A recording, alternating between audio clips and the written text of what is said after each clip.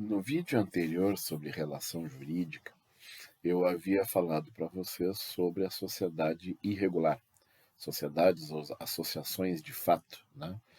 E agora vamos pegar aqui porque é o seguinte, eu disse para vocês que ela tem deveres, mas ela não tem direitos. Ela pode ser sujeito passivo, mas não pode ser sujeito ativo. E isso não está escrito na lei.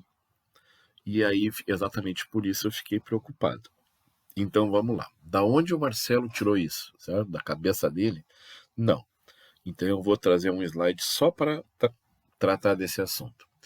O inciso 9 diz, então, a sociedade ou associação irregulares e outros entes organizados. Já tinha falado sobre isso, né? E aqui, deixa eu só voltar aqui nos slides, né, para vocês relembrarem aonde estava isso aqui, né? Vamos lá. Deixa eu só aqui que a passada aqui é lenta, certo? É isso aqui, ó. Inciso 9, tá? Que nós tínhamos falado, sociedade, associação irregulares, e eu tinha comentado o parágrafo 2º aqui, tá certo? Está vinculado a isso aí. A sociedade não pode alegar irregularidade, papapá. Então eu comentei dizendo, olha, ela tem deveres, mas não tem direitos. Ela pode ser sujeito passivo, mas não pode ser sujeito ativo. Agora, como a lei não diz isso claramente, eu me preocupei em trazer para vocês da onde saiu essa informação. E aqui, então, eu peguei, primeiro, lá no Código Civil, no artigo 986, diz o que é uma sociedade irregular. Então, o artigo 986 do Código Civil diz assim: enquanto não inscritos os atos constitutivos, reger-se-á a sociedade, exceto por ações e organizações, pelo disposto nesse capítulo, tá certo? Então é o seguinte, para dizer que o que é uma sociedade irregular? É aquela que não tem CNPJ, é aquela que não tem papelada. Então, eu dei o exemplo da associação de formandos, né? Vocês fazem isso, né? E muitas outras associações, gente, tem o próprio MST, por exemplo, então, o mais famoso de todos, né? O MST não tem CNPJ. Alguém vai negar que o MST seja uma sociedade, uma associação, certo? Não, todo mundo sabe. Ele tem representação, ele tem políticos que defendem bandeira, hino, sei lá o quê, né? Eles são organizados, tá certo? O MST é um claro exemplo de uma sociedade não personificada. Agora, então, vamos para aquilo que eu disse, para vocês verem que não é invenção da minha cabeça. Isso aqui eu tirei do livro do Pablo Gagliano, certo? Volume 1, página 236. O Pablo escreve sobre direito civil, certo? É uma coleção, se alguém tiver interesse em confirmar. Mas vamos lá. São sociedades ou associações de fato, as irregulares ou não personificadas, artigo 986 do Código Civil e 75, inciso 9 do CPC, é indiscutível o fato de que a sociedade irregular ou de fato não pode pleitear direito próprio. Não pode pleitear direito próprio. Não pode pleitear direito próprio. Ou seja, não pode ter direitos. Não pode ser sujeito ativo. Por lhe faltar capacidade jurídica. Para tanto. Por outro lado, o fato de sua constituição ser irregular não deve ser justificativa para que ela se negue a cumprir com as suas obrigações. Então, não tem direito, mas tem deveres. Não pode pleitear direito próprio, mas tem que cumprir com as suas obrigações. É isso aí, tá certo? Então, essa é a situação. Eu sempre conto assim que para mim é ridículo, né, um absurdo, né, que aconteceu. Eu vi uma vez na Justiça Trabalhista o funcionário de um bicheiro, jogo do bicho, né, aqui de Bagé, entrar com uma ação trabalhista contra o bicheiro. Não, professor, não, mas o jogo do bicho não é ilegal? Sim. Em situação normal, num país sério, se alguém chegar, mesmo na justiça trabalhista, e admitir que é bicheiro, tem que sair algemado, tem que sair preso, certo? Mas no Brasil você sabe como é que funciona a coisa. Ah, todo mundo reconhece que o jogo do bicho existe, aquela coisa toda, papapá. É uma sociedade regular, não tem CNPJ, não tem nada. Aí, mas olha só o detalhe. E aí, o que aconteceu? Foi condenado numa decisão trabalhista. O cara que fazia, que recolhia as apostas nos barzinhos, né, não recebia 13º, não recebia férias, né? Olha que perigo, porque daqui a pouco, se tu reconhece que o funcionário do jogo do bicho tem direito trabalhista, daqui a pouco tu vai dizer que o cara que faz o tráfico de droga também tem, certo? É esse o problema do raciocínio, né? Eu achei um absurdo, né? Um dos absurdos que acontecem no Brasil, tá certo? Mas o tráfico de droga é uma pessoa jurídica, aquilo tem tudo, tem contabilidade, tem marketing, tem embalagem, distribuição, tem o setor, é um troço muito complexo. Os caras, é muita grana envolvida, entendeu? É uma empresa. Tá, professor, mas e aí, tem CNPJ? Não, não, é regular. Tá aqui, ó. Essas são as empresas regulares. Então, lá o tráfico de drogas, o jogo do bicho, o MST, a Associação de Formandos, né? E uma série de coisas. Tem gente que, fábrica de linguiça, certo? Fábrica de rapadura. As pessoas, né? O cara lá que conserta carro, que é da autoelétrica, né? É absolutamente irregular. As pessoas não têm. Porque eu não vou entrar no mérito também, né? Isso daqui é um fato, né? E aí nós temos que regular isso juridicamente. O que que a lei diz sobre isso, então? Vamos lá. Essas pessoas todas que eu falei, não têm direitos.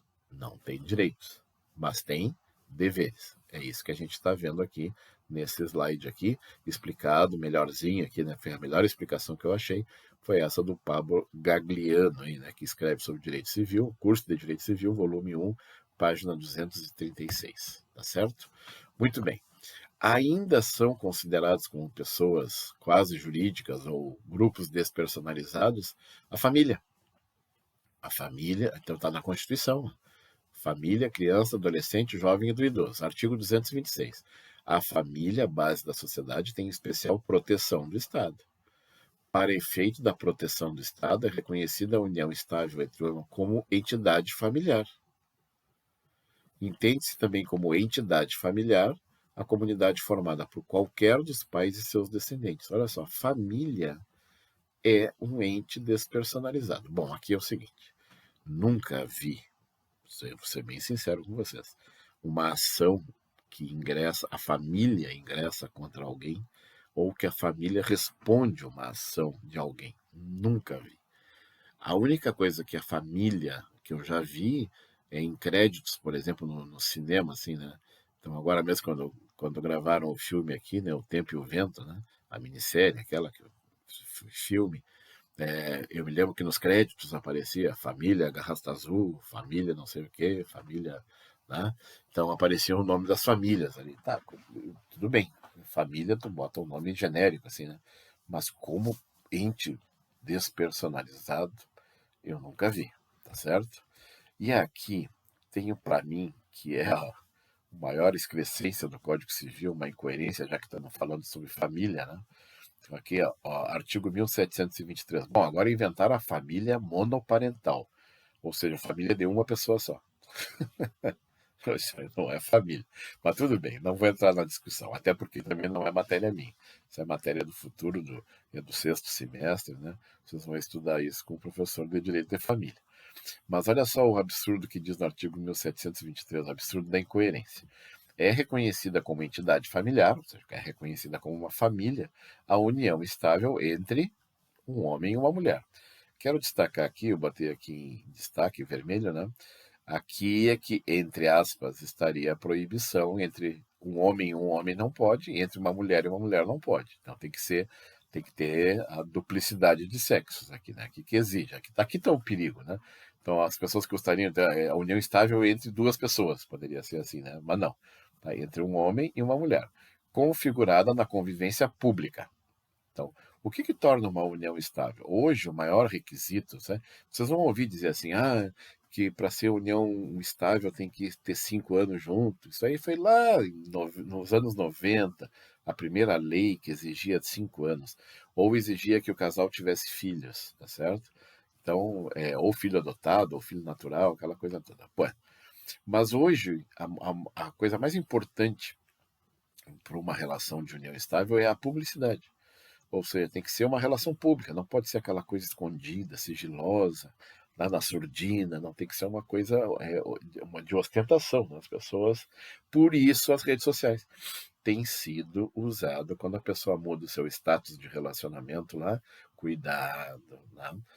Como é que é aquela, se tu bota lá, né, tendo um relacionamento sério, né, pô, pode dar problema legal, né, porque pode configurar como união estável. Tomem muito cuidado com essas declarações em rede social. Tem sido usado aí pelo judiciário. Então, o que que é uma união estável, né? É reconhecida como entidade familiar, né? Um homem e uma mulher, público, contínuo e duradouro, e estabelecida, olha só, com o objetivo de constituição de família. Olha só, o que que é que que é uma entidade familiar? É aquela que tem o objetivo de constituir uma família. Opa, então não é uma família, né? Porque se o objetivo é constituir uma família, não seria uma entidade familiar. Ou tu poderia dizer o seguinte: o que é uma entidade familiar? É aquela que tem por objetivo constituir família. Então ela não é uma família. Está esperando, né?